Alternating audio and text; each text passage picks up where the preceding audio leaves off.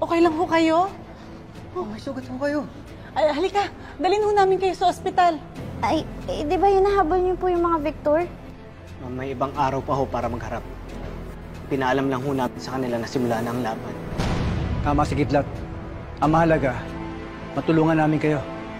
Halika na, dadaling ka na namin sa ospital.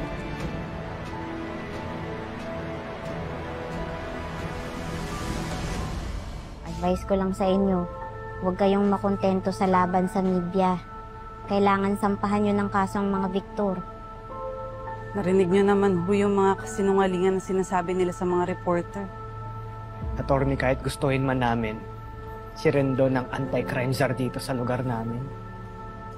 Tsaka nakita nyo naman kung paano nila pinapaniwala yung mga reporters sa lahat ng mga kasinungalingan nila.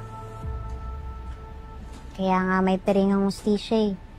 Dahil hindi ito tumitingin sa katayuan o antas ng isang tao. Humuhusga ito ng naaayon sa batas. Kaya huwag kayong mawalan ng pag-asa. Kagaya nga ng sabi nyo kanina, nasa panig kayo ng katotohanan. At ang katotohanan na yun ang magbibigay sa inyo ng kalayaan, kapayapaan at hustisya.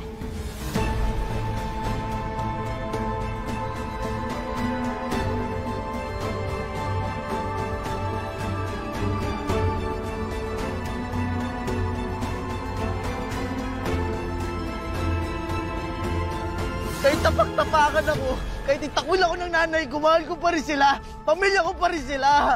Dito mangyayari sa inyo, kung hindi nagpadala sa feelings na tong asawa mo kay Maying at saka sa mga taga-Riles, maging ka ng pinili, Scarlett. Paano mo mapapatunayan sa akin yan na naaalala mo talaga yan? May history ka ng sakit sa isip eh. Hindi ako baliw!